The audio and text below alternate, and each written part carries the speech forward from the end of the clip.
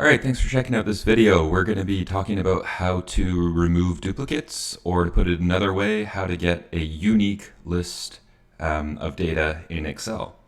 So basically you can see here I've got a list of names and just some numbers associated with them, just a count.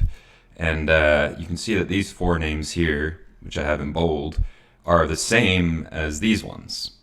And what I want to do is show you the functionality to get rid of any names that are the same. So I want to quickly be able to remove all of the overlapping names. And fortunately, Excel has a good way to do that. Now, the reason I added these numbers is because I want to point out that when you do this, you can also remove all the corresponding data to that.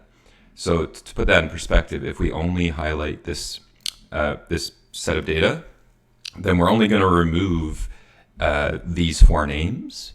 But if we highlight this entire set of data, we're going to remove these four names with their associated numbers. And you can imagine in your data set, maybe you have addresses or whatever you're doing, you're going to want to be able to remove everything in that whole piece. So you're just going to want to make sure that you have all of it highlighted.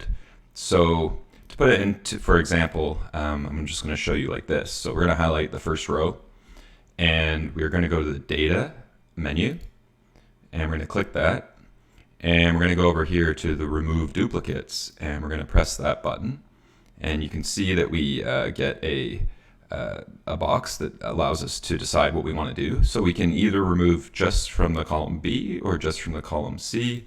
So I'm going to show you column B first. Okay, you can see that we've actually managed to remove the duplicates.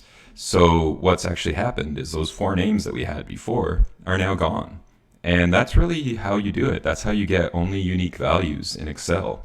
I hope that this video helped you. I'm doing a lot of these Excel tutorials, and make sure you sub, and I'll teach you to become an Excel pro too. And it helps my channel a lot. Thanks for checking out this video.